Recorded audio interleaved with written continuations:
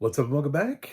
I'm John Stark from MacTheMovieGuy.com, your favorite blind film critic, also LGBTQ film critic, and it's Pride Month, which means we're back with Movies with Pride. I started doing this last year, and I started highlighting certain films.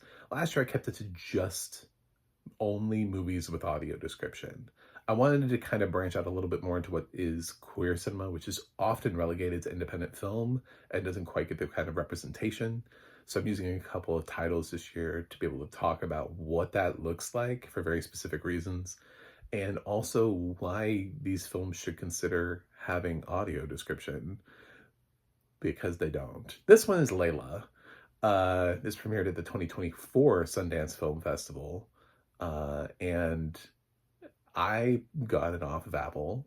It's listed as a 2025 release, which is not uncommon. I reviewed, or earlier this year, I already reviewed The Comeback Trail, which is listed on IMDb as being a 2020 release, but just released this year in 2025. So, yeah, I get it. I mean, sometimes things premiere and then they get pushed back, or they set havoc. Havoc was another one this year that was originally supposed to premiere a couple of years ago, and Netflix pushed it to 2025. So not unheard of for a film to premiere at Sundance the previous year and then wait until this year before it makes its US debut, I suppose. It is a British film, it's a UK film. So unfortunately, it just doesn't have audio description, but click like and subscribe because we're going to talk about why it needs it. I did have to kind of fill in some gaps a little bit and do a little bit of research on Layla so to make sure that I did understand and that I was kind of picking up on what it was putting down, just to be able to coherently describe what the movie is and also my thoughts, because I didn't want to tread into territory that I didn't want to tread into.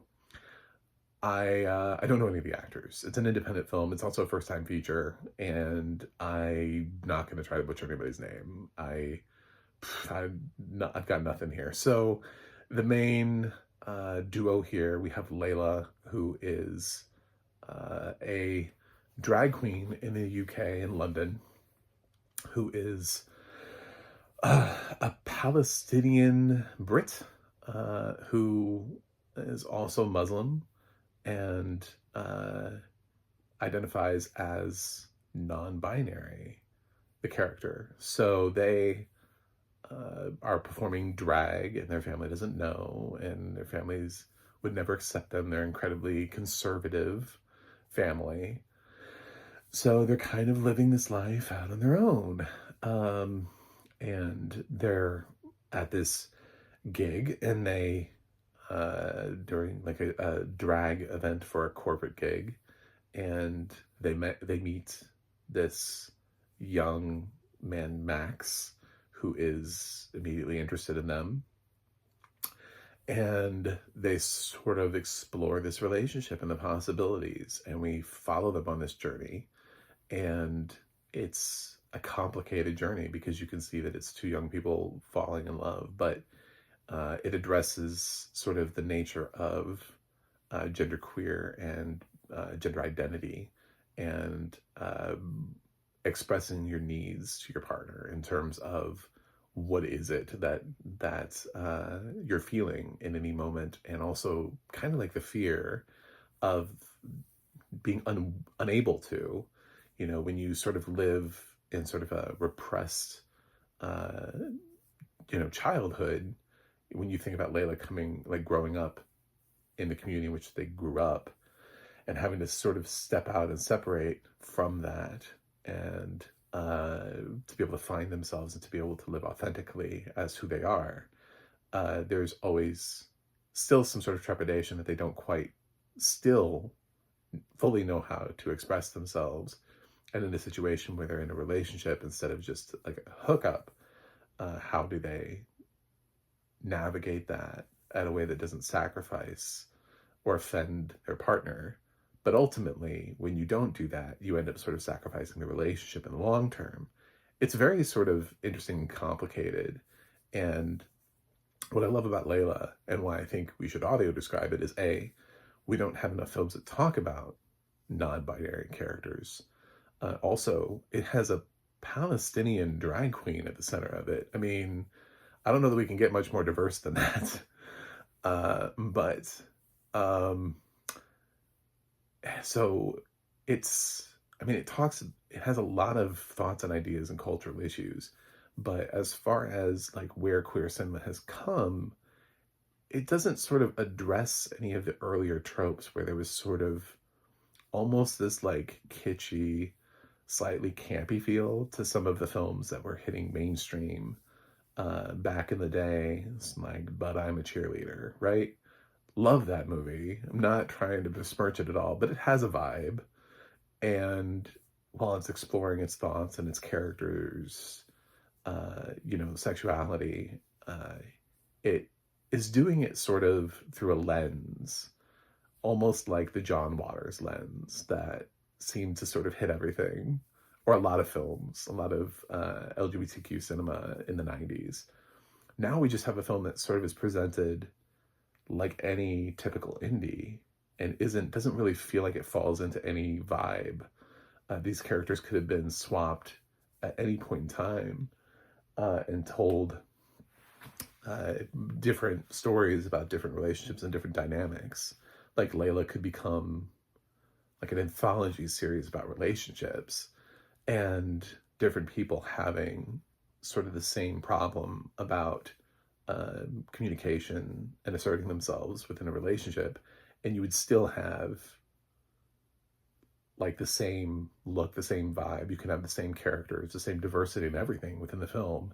So it's addressing universal ideas in a way that is universal and doesn't feel like it's stepping into uh, tropes of decades past.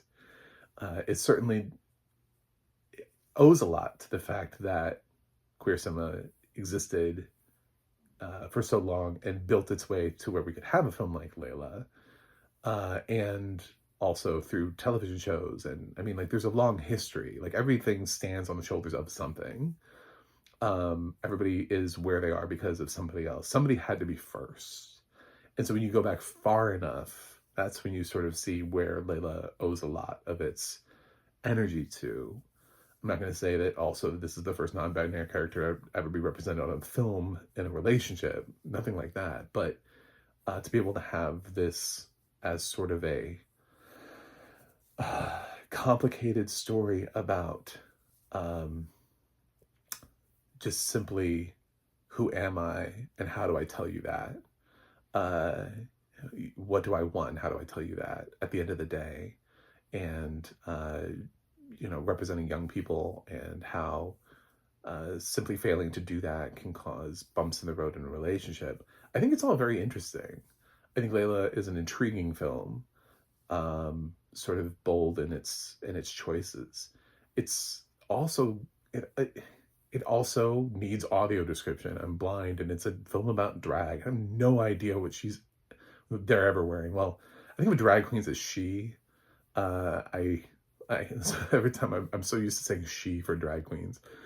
So I never really know what they're wearing as drag, which is kind of like a huge pull to the movie, is to like what you got on, like that's kind of part of it.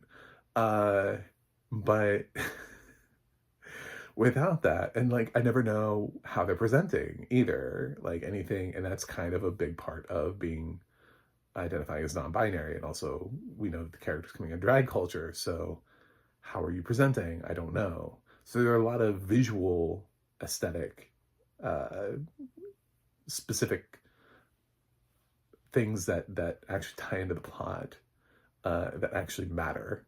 So it actually matters how Layla looks from any scene to another in certain times, because it'll weave into Max's relationship. And also, there are some times, as I understand, I didn't quite pick up on all of that, but when I was, again, doing a little bit of research on the film, Layla's only encounter is not with Max.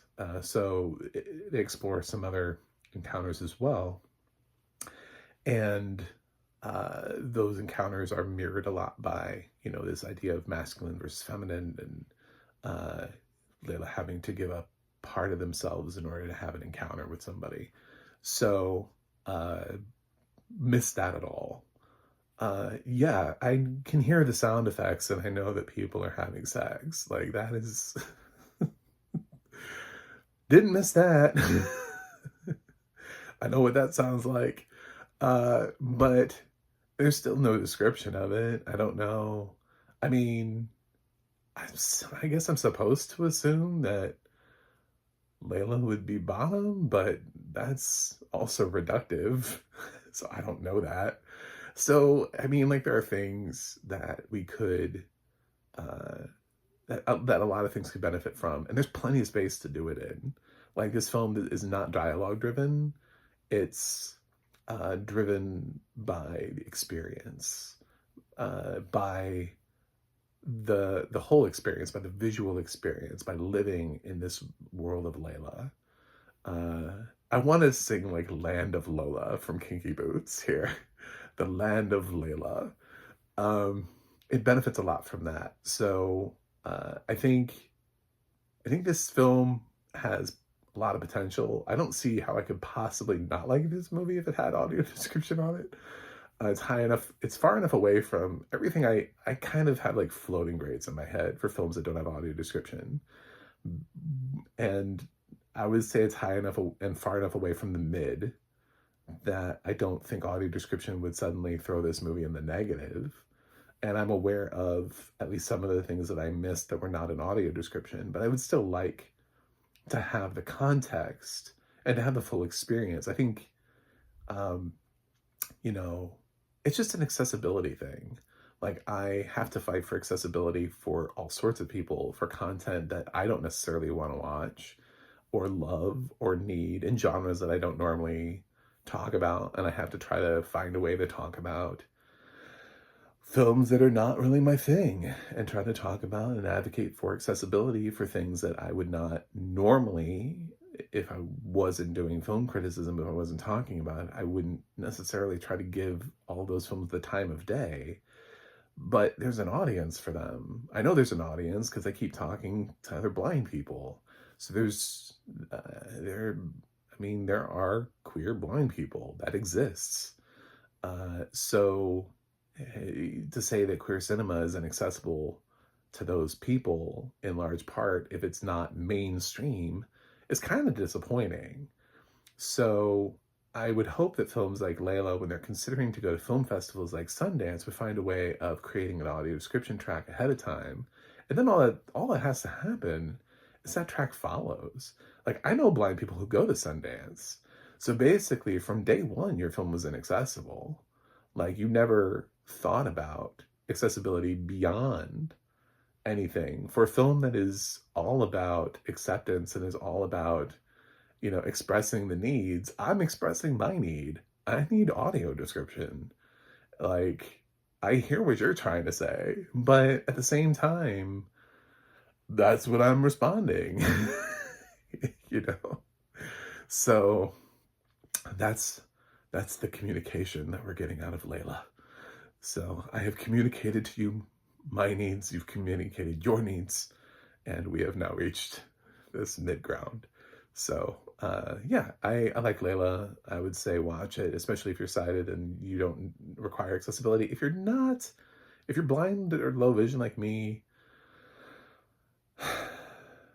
I can't really recommend it. I mean, there was a lot that was a struggle to get through, and the fact that I have to like read reviews or listen to other people talk about Layla in order to fill in holes so that I feel like I can get on here and have, even if I have an idea or I'm like, I think that's what was happening, sometimes I don't know. Sometimes I just need affirmation that I'm right, so sometimes it's just really unclear. And there were also areas when I didn't know what was happening because there's no dialogue. So like I said, I didn't know that he was having encounters with other people. That was mentioned to me through another review. So they were having, goddamn, I missed it. So yeah, I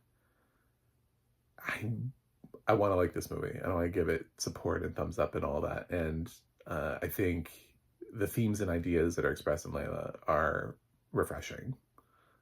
So that would be my pull quote: is refreshing but inaccessible.